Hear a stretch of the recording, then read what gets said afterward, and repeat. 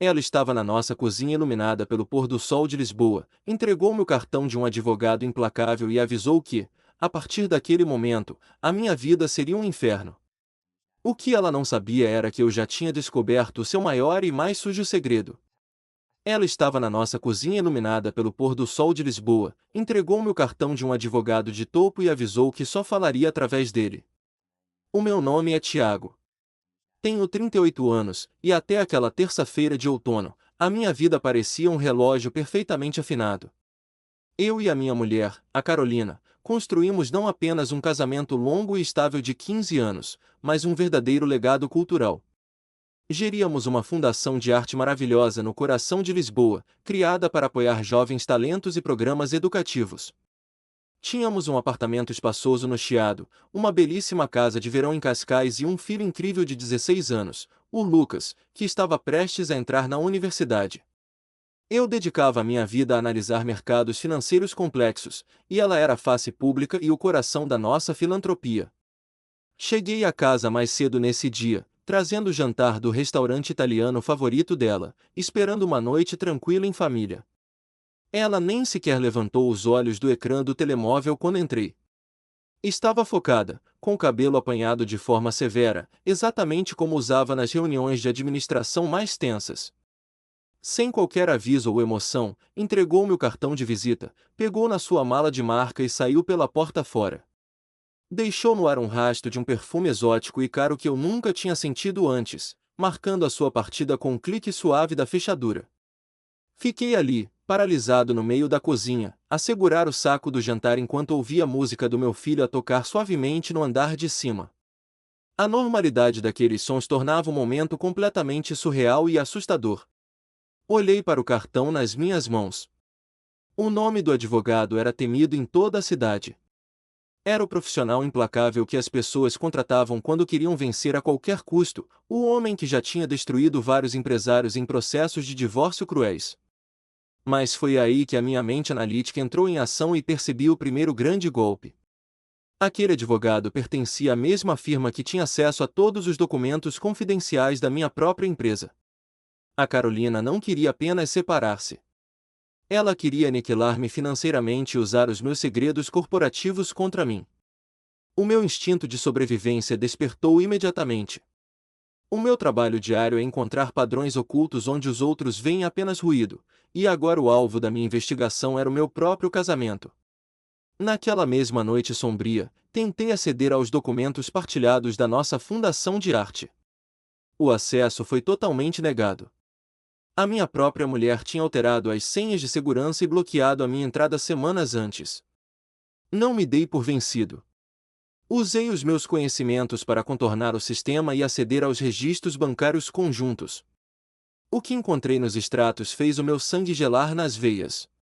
Comecei a ver saídas de dinheiro obscuras e sistemáticas. 32 mil euros enviados de forma discreta para uma empresa de consultoria criativa. Logo a seguir, mais 28 mil euros transferidos sem qualquer justificação plausível. Tudo direcionado para uma empresa registrada em nome de um artista italiano chamado Lorenzo, sediado num estúdio em Lisboa. Contudo, o golpe final, a verdadeira traição que me tirou o ar, veio a seguir. Fui verificar a conta poupança do Lucas, o fundo sagrado que criamos exclusivamente para a educação superior dele. 43 mil euros tinham desaparecido misteriosamente. Ela tinha desviado o dinheiro do futuro do próprio filho para financiar luxos estéticos e uma vida dupla secreta. A mulher com quem partilhei a vida estava a construir metodicamente uma narrativa falsa para me destruir. Naquele momento solitário no meu escritório escuro, deixei de ser o marido apaixonado e tornei-me o seu adversário mais implacável. As primeiras 72 horas depois de a Carolina sair de casa foram vividas num estranho piloto automático.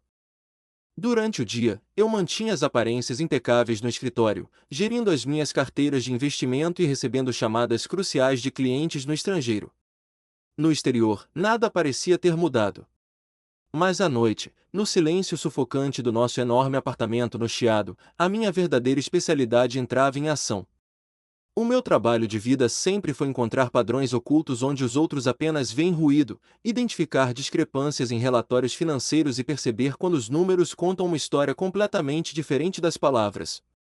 Tinha passado os últimos 20 anos a ler a complexidade dos mercados globais, e agora, estava a ler a fundo o meu próprio casamento. E o que encontrei fez o meu sangue gelar. Investiguei a fundo a tal empresa do amante da minha mulher. O site dele era irritantemente minimalista, com algumas pinturas abstratas e uma biografia pretensiosa de um artista contemporâneo sediado em Lisboa. Ao percorrer a galeria digital dele, uma obra em particular fez o meu coração parar quase por completo. A pintura chamava-se Devoção e mostrava a silhueta de uma mulher contra uma janela. O rosto dela estava virado para o lado, sugerindo uma mistura de desejo e distância, mas a forma como a luz caía sobre os seus ombros era intimamente familiar. Eu tinha visto a Carolina exatamente naquela posição, com aquela mesma luz do entardecer, no nosso quarto, inúmeras vezes ao longo dos anos. Essa foi a confirmação visual da traição que os números já me tinham revelado. Com um portfólio de couro na mão, caminhei com firmeza até ao escritório luxuoso do advogado Henrique, o homem que ela tinha contratado para me destruir. O espaço cheirava a dinheiro antigo, com vistas panorâmicas e portas de vidro fosco. Ele tentou usar a sua postura intimidadora, falando sobre uma separação amigável e pedindo calma. Interrompi-o imediatamente, colocando na sua mesa de carvalho 3 dias de investigação intensa. Mostrei-lhe os recibos das transferências bancárias, num total assustador de 180 mil euros. Esse valor tinha sido desviado da nossa fundação caritativa e espalhado por 8 meses, enviado para empresas de fachada que iam dar diretamente à conta bancária do artista. Vi a cor desaparecer completamente do rosto daquele advogado temido quando mencionei um detalhe crucial. Informei-o de que o artista romântico e boêmio era, na verdade, casado há 9 anos e tinha 2 filhos pequenos a viverem na cidade de Milão. Dei um ultimato implacável àquele homem de fato caro. Ou a Carolina aceitava uma auditoria forense completa às contas da fundação e afastava-se da direção imediatamente, ou eu faria uma denúncia formal às autoridades por fraude fiscal e uso indevido de fundos de doadores. Pela primeira vez na vida, vi as mãos daquele advogado tremerem sobre a própria secretária. Contudo, a verdadeira facada nas costas, o golpe que me tirou o chão debaixo dos pés, ainda estava por vir naquele dia longo. O meu amigo e advogado pessoal, o Tomás, chamou-me para um encontro de urgência à meio da noite, num café quase deserto de Beira-Rio. Ele parecia exausto, com a gravata desapertada, e deslizou um envelope pardo pesado pela mesa. Lá dentro estavam extratos bancários do Felipe, o meu melhor amigo da escola de negócios e o meu conselheiro de absoluta confiança durante 2 décadas. Descobri, através de depósitos constantes, que o Felipe recebia 3.500 euros por mês de uma das empresas de fachada da Carolina, e isso já durava 8 meses seguidos. Cada conversa privada que eu tive com o Felipe, cada desabafo noturno sobre as finanças da fundação, cada estratégia de investimento que planeamos juntos, ele tinha reportado tudo diretamente a ela. O meu melhor amigo era um espião corporativo pago com o dinheiro que devia apoiar jovens talentos. E como se essa traição dupla não bastasse para me destruir, o Tomás puxou de mais um documento oculto, carimbado com marcas de confidencialidade. Tratava-se de uma avaliação psicológica datada de há 4 meses, com o meu nome completo no topo da página. A Carolina tinha transferido 15 mil euros a um psicólogo licenciado para criar um relatório totalmente forjado. O documento mentiroso alegava que eu tinha graves tendências controladoras e uma profunda instabilidade emocional que afetaria minha capacidade de ser pai. Durante longos meses, enquanto eu dormia ao lado dela acreditando na nossa vida em conjunto, ela estava a fabricar metodicamente provas falsas para me tirar a guarda do nosso próprio filho nos tribunais. Saí daquele café para o ar frio da noite com uma nova e assustadora clareza na mente. A mulher com quem partilhei 15 anos não estava apenas a planear uma separação difícil. Ela queria aniquilar a minha reputação profissional, roubar os recursos financeiros da nossa família e tirar-me a pessoa que eu mais amava no mundo de forma impiedosa. Deixei de tentar proteger a imagem dela ou do nosso casamento. Percebi que, no jogo sujo que ela começou, a única saída possível seria a exposição total e a destruição completa do castelo de mentiras que ela tinha erguido nas minhas costas.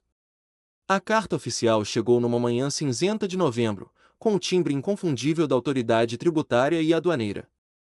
Era o tipo de envelope registrado que faz o estômago revirar de forma violenta, mesmo quando temos a certeza absoluta de que não fizemos nada de errado na vida.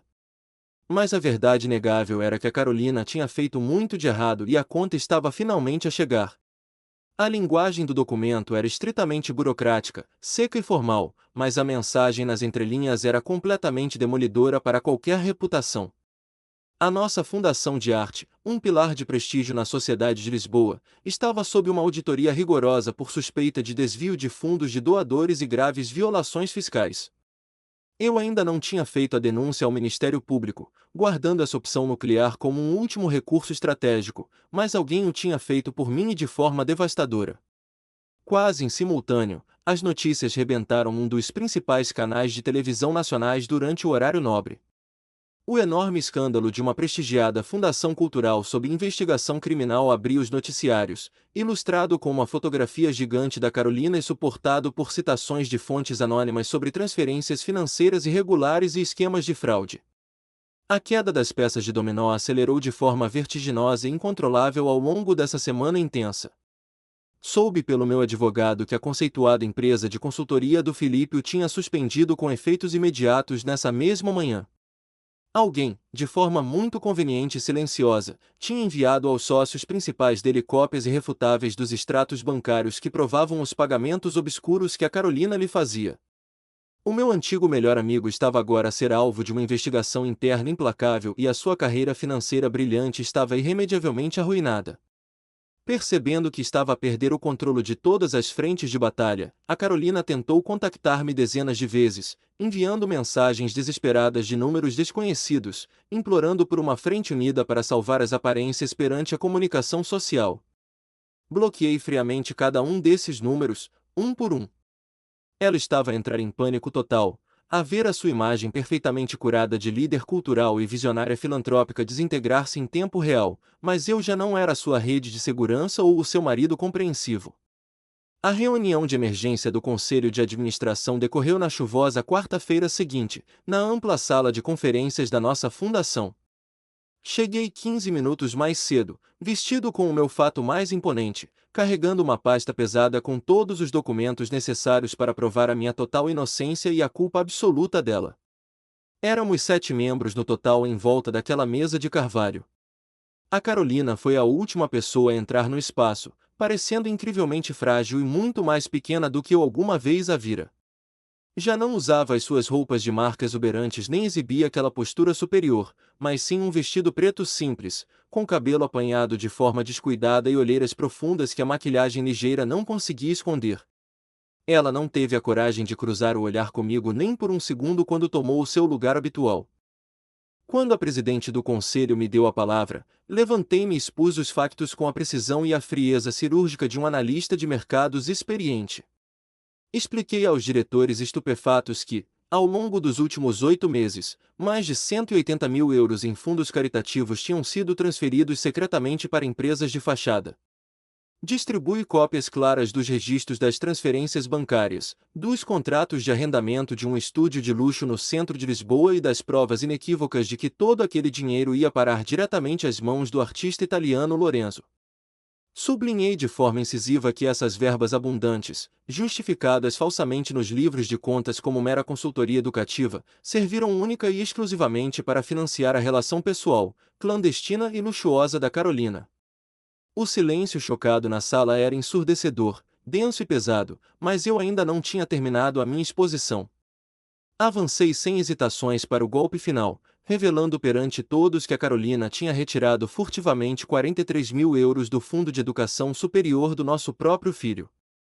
Mostrei as faturas detalhadas que provavam, sem margem para qualquer dúvida, que esse dinheiro crucial, destinado aos anos de universidade do Lucas, tinha sido gasto de forma egoísta em procedimentos de cirurgia estética, preenchimentos faciais e outros luxos inteiramente pessoais. O sentimento de choque e repulsa espalhou-se rapidamente pelos rostos tensos dos administradores presentes. A votação para decidir o futuro dela foi rápida, dura e unânime, com 6 votos a favor e apenas a minha abstenção por formalidade. A Carolina foi imediatamente destituída de todos os cargos de chefia e expulsa da fundação que tínhamos criado juntos há tantos anos. Ela recolheu as suas coisas num silêncio humilhante e saiu da sala sem olhar para trás. Ainda assim, a sua habitual arrogância desmedida fê-la cometer um último e colossal erro de julgamento. Na manhã seguinte, ela apareceu num dos programas televisivos de maior audiência do país, numa tentativa completamente desesperada de controlar a narrativa pública. Pela televisão do meu escritório, via fazer-se de vítima indefesa perante uma apresentadora conhecida por ser simpática e empática. Ela chorou lágrimas forçadas, alegando publicamente que o nosso casamento se tinha tornado extremamente tóxico, que eu controlava todas as finanças com mão de ferro e que o dinheiro pago ao Lorenzo era por um trabalho artístico legítimo e brilhante que eu tentava sabotar por puro ciúme. Afirmou repetidamente que a retirada absurda do dinheiro da conta do nosso filho tinha sido apenas um empréstimo temporário devido a um problema passageiro de liquidez, tentando desesperadamente limpar a sua imagem de mãe. Durante os breves minutos, uma grande parte dos espectadores em casa estava quase a acreditar na sua comovente história de mulher oprimida. Mas a equipe de produção focada e implacável daquele programa matinal tinha recebido um dossiê anônimo incrivelmente bem documentado antes da emissão. O tom suave da apresentadora mudou drasticamente em direto, cortando a vitimização da minha ex-mulher.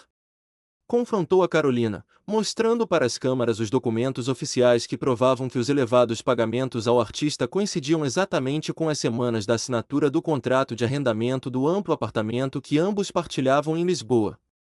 Pior ainda, ignorando os protestos dela, a apresentadora revelou em rede nacional que o talentoso, apaixonado e romântico artista era, na verdade, um homem firmemente casado, com uma esposa legítima e duas crianças pequenas à sua espera na cidade de Milão. O rosto da Carolina congelou completamente em choque, perdendo toda a cor. Pressionada violentamente pelos factos inegáveis e pela humilhação pública brutal perante centenas de milhares de telespectadores perplexos, ela arrancou o microfone da roupa com as mãos a tremer descontroladamente e abandonou o estúdio no meio da emissão ao vivo.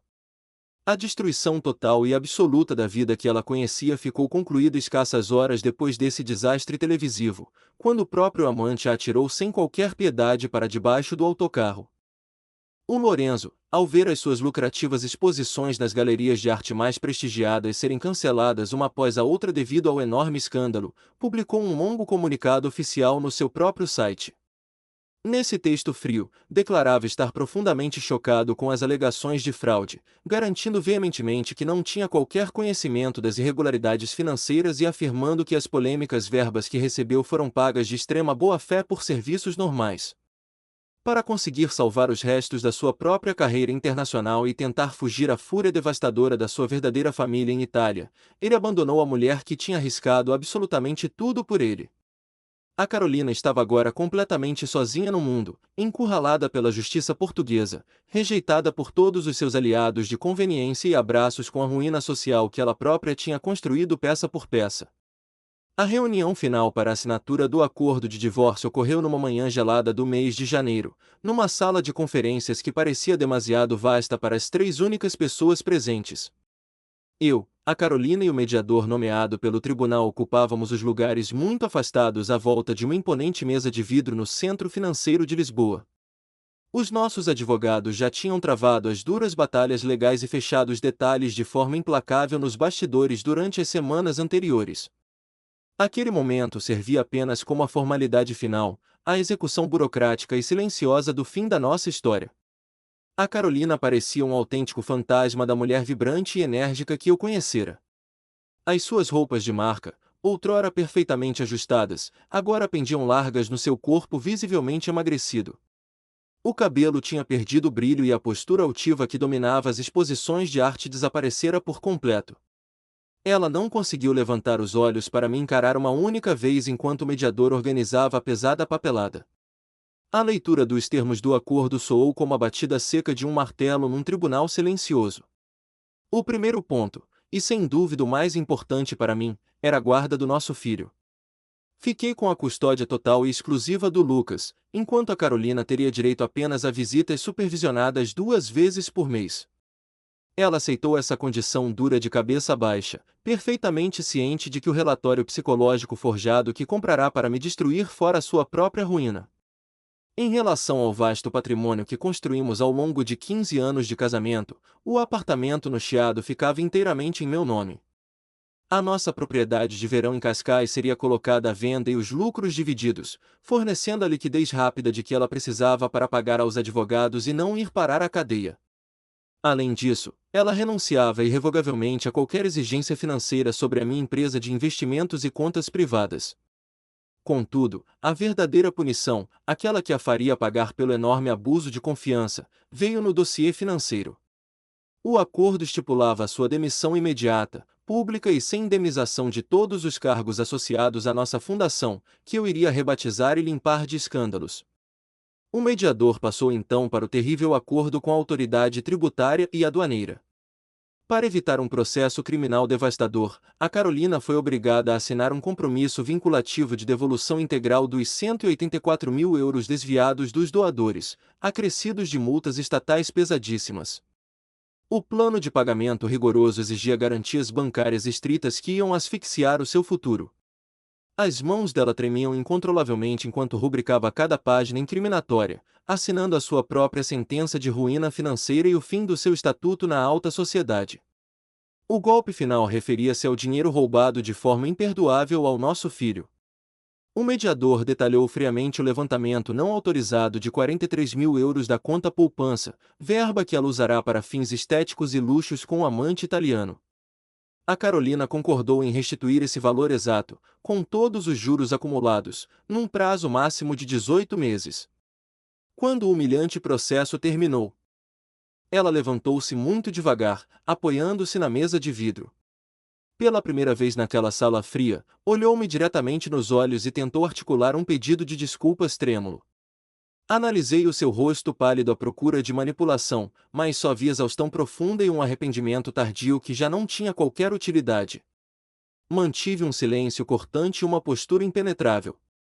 Uma desculpa sussurrada numa sala fechada não desfazia a traição prolongada, não devolvia a paz roubada ao nosso filho e não apagava a humilhação pública.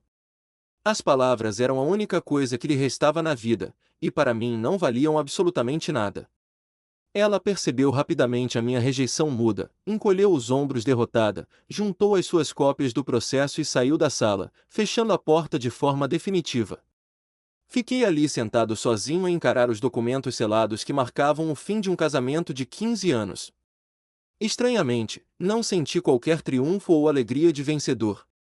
Senti apenas um cansaço avassalador, a exaustão física e mental de um homem que passou meses a lutar numa trincheira de uma guerra que nunca desejou começar. Naquela mesma noite chuvosa, encontrei-me com meu amigo Tomás para jantar. Ele questionou-me sobre a sensação de ganhar o processo de forma tão esmagadora. Refleti enquanto observava a chuva no vidro e percebi que a palavra vitória não se aplicava de todo. O que eu tinha feito fora simplesmente sobreviver ao incêndio devastador que ela ateara na nossa vida, garantindo que as chamas da mentira não me consumissem a mim nem queimassem o futuro do meu filho. O verdadeiro trabalho começava agora, o processo lento, focado e silencioso de reconstruir a minha vida, deixando a Carolina entregue às consequências brutais das suas péssimas escolhas. Algumas semanas depois, recebi uma carta com o carimbo dos Correios de Milão. Era uma mensagem manuscrita do Lorenzo, o artista medíocre que fora o catalisador desta destruição. O texto era uma tentativa patética de limpar a consciência manchada, alegando que nunca teve a intenção de causar danos irreparáveis à minha família. O cobarde informava-me de que regressara em definitivo para sua esposa e filhos em Itália e que procurava o perdão deles. Li aquelas linhas cínicas 2 vezes, rasguei a carta em dezenas de pedaços e atirei-a para o lixo. O pedido de desculpas dele era tão vazio como as suas telas abstratas. Receberá o dinheiro sujo, ganhará notoriedade nas galerias de arte à custa do nosso nome e voltará para a segurança da sua vida tradicional sem enfrentar a justiça portuguesa. A absoluta ruína pública pertencia apenas a Carolina. Contudo, saber que ele a abandonara no meio dos destroços trouxe-me a fria e necessária sensação de encerramento que eu tanto procurava. 18 meses após o divórcio ser oficialmente finalizado pelo tribunal, a minha vida encontrava-se num patamar de tranquilidade que eu julgava ser impossível de alcançar durante os meses negros do escândalo. Eu estava de pé no novo e luminoso escritório da Fundação Educativa Tiago, agora sediada num edifício moderno na zona do Marquês de Pombal, bem no centro pulsante de Lisboa. O espaço antigo, carregado de memórias tóxicas e traições sussurradas, tinha sido deixado para trás de forma definitiva. Contratamos uma equipe inteiramente nova e reestruturamos do zero todos os sistemas de controle financeiro da nossa instituição. A nossa fundação estava a prosperar de forma absolutamente notável. Lançamos 3 novos programas ambiciosos de bolsas de estudo, estabelecemos parcerias de longo prazo com 15 escolas secundárias e reconstruímos a confiança abalada dos nossos doadores através de uma política de transparência radical. Atualmente, cada transação bancária e cada decisão executiva estava rigorosamente documentada e publicamente disponível para consulta digital. A Margarida, a presidente do conselho de administração que outrora confrontara e expulsara a minha ex-mulher, tinha se tornado uma aliada formidável. Aprendemos a lição com a traição da Carolina, construindo barreiras éticas indestrutíveis para garantir que a ganância de um único indivíduo nunca mais mancharia nossa missão. O rastro da justiça varreu também os seus cúmplices do mapa da alta sociedade de Lisboa. O Felipe, o meu antigo melhor amigo e conselheiro desleal, tinha abandonado a capital de forma rápida e humilhante. A prestigiada empresa de consultoria onde ele construíra sua carreira despediu-o sem piedade após concluir a investigação interna aos subornos mensais que ele recebia da minha ex-mulher. O violento escândalo mediático fechou-lhe, uma a uma, todas as portas de relevo no setor bancário nacional. Ele foi forçado a afastar-se e a mudar-se para uma pequena cidade no interior do Alentejo, tentando esconder-se e recomeçar do zero. As notícias indicavam que trabalhava agora como mero contabilista auxiliar numa pequena empresa local, ganhando apenas uma ínfima fração do salário milionário que costumava oferir no seu pico de carreira. Curiosamente, quando ouvi essas informações detalhadas sobre o seu destino patético, não senti absolutamente nada. Não houve qualquer pontada de satisfação vingativa, nem o mais pequeno traço de pena ou compaixão. Senti apenas uma indiferença fria, pacífica e libertadora. A minha maior e mais valiosa vitória, contudo, não se refletia na queda vertiginosa dos meus inimigos, mas sim na resiliência inspiradora do meu filho. O Lucas estava a terminar o seu primeiro ano na universidade, cursando economia avançada com notas de excelência contínua e a brilhar intensamente como capitão na equipa universitária de rugby.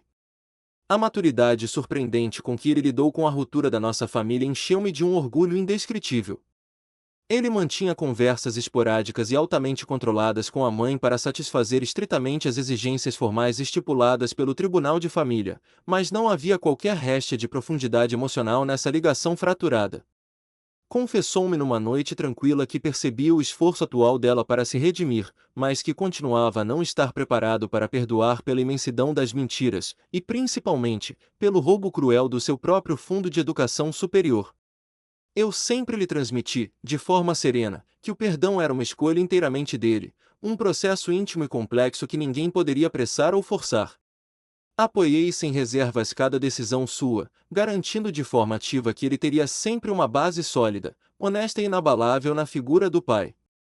O último e definitivo ato desta longa peça dramática desenrolou-se numa noite chuvosa de primavera, quando fui surpreendido por um aviso da recepção sobre uma visita inesperada à fundação.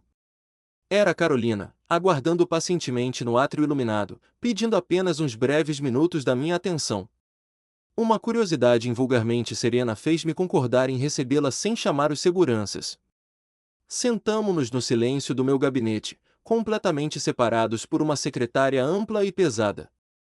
A mulher encolhida à minha frente estava fisicamente muito diferente daquela criatura raivosa que enfrentei no tribunal.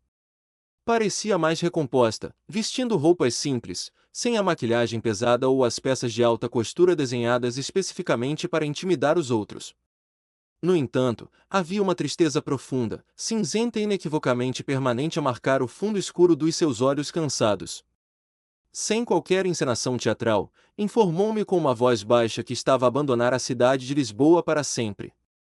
Ia mudar-se nos dias seguintes para a cidade de Braga, no norte do país, onde uma associação de cariz social tinha aceitado dar-lhe uma derradeira oportunidade de emprego com o salário mínimo. Assumiria um modesto cargo de rotina na inserção de dados estatísticos, um trabalho invisível, repetitivo e totalmente despido de qualquer glamour ou atenção mediática. Durante os escassos minutos que partilhamos naquele espaço, ela foi inteligente o suficiente para não procurar o meu perdão impossível. Disse-me apenas, com os olhos fixos na mesa, que lamentava profundamente as suas piores ações e que tencionava usar aquele trabalho humilde e isolado para tentar aprender a ser uma mãe decente para o nosso filho. Não lhe ofereci quaisquer falsos confortos nem abraços de despedida. Limitei-me a desejar-lhe sucesso funcional nessa sua nova jornada de sobrevivência, lembrando-lhe duramente que o Lucas merecia de facto uma figura materna baseada na honestidade e na presença. E nunca no egoísmo destrutivo. A nossa última interação foi estritamente polida, mecânica e imensamente distante, assemelhando-se ao diálogo oco entre dois estranhos cansados. Quando ela fechou a porta com um clique suave e desapareceu no corredor silencioso, eu soube com absoluta e cristalina certeza que seria a última vez em toda a minha vida que a veria. E a verdade verdadeiramente libertadora desta trágica odisseia era que eu estava perfeitamente em paz com esse fim opaco e definitivo. Logo após a partida silenciosa dela, peguei no meu telemóvel e liguei ao Lucas para saber como tinha corrido o seu preenchido dia. A voz dele soou imensamente animada e leve ao partilhar o orgulho imenso por ter conseguido atingir a nota máxima num exame incrivelmente difícil de macroeconomia. Falamos de forma muito descontraída sobre os cadernos de estudos, sobre a brutalidade dos treinos físicos de rugby e sobre os nossos empolgantes planos normais para as férias de verão que se aproximavam. Eram estas rotinas maravilhosas, estes pequenos nadas carregados de significado, que definiam a verdadeira e incorruptível essência de um pai e um filho a caminharem lado a lado. Quando a nossa chamada telefônica chegou ao fim, deixei o telemóvel repousar e fiquei a olhar em redor do meu vasto gabinete. Os meus olhos calmos percorreram as reluzentes placas de mérito da fundação expostas na parede, as emocionantes fotografias coloridas dos jovens estudantes que tínhamos ajudado e os pesados dossiês de grandiosos projetos futuros alinhados na minha secretária de trabalho. Tudo isto era o que verdadeiramente restava após o denso labirinto de mentiras ser destruído e a violenta tempestade emocional que ameaçou devorar a minha inteira existência passar. O meu prêmio máximo no final deste pesadelo não foi a euforia doentia e superficial da vingança cega, mas sim a satisfação profunda, constante e calorosa de ter erguido e protegido algo profundamente real e solidamente bom. Forjei com as minhas próprias mãos uma realidade ética que sobreviveria com enorme facilidade a todo o estrago egoísta e caprichoso da Carolina. Inevitavelmente, recordei aquela estranha noite de outono, o ponto de ruptura em que ela me atirou o cartão do advogado agressivo e me virou as costas julgando-se invencível. Lembrei-me perfeitamente da dor aguda de me sentir desorientado, confuso e desprotegido perante aquela monumental agressão planeada a sangue frio. Mas eu tinha lutado e sobrevivido. Mais importante ainda, evoluí de forma extraordinária durante a batalha, tornando-me num homem muito mais resiliente, perspicaz e com uma certeza moral inabalável sobre os meus valores de vida e sobre o caráter que define as minhas ações diárias. A Carolina orquestrou durante meses a fio um plano maquiavélico e elaborado para me apagar por completo da história financeira e pessoal da nossa própria família. No final de contas, devido unicamente à sua própria e doentia ganância e prepotência, acabou tragicamente por apagar a sua própria e frágil identidade para o resto da sua vida. Quanto a mim, avancei sem medo nem reservas em direção ao futuro, focado, grato e cada vez mais próspero. O ciclo doloroso estava definitivamente encerrado. E a minha nova história estava apenas a começar.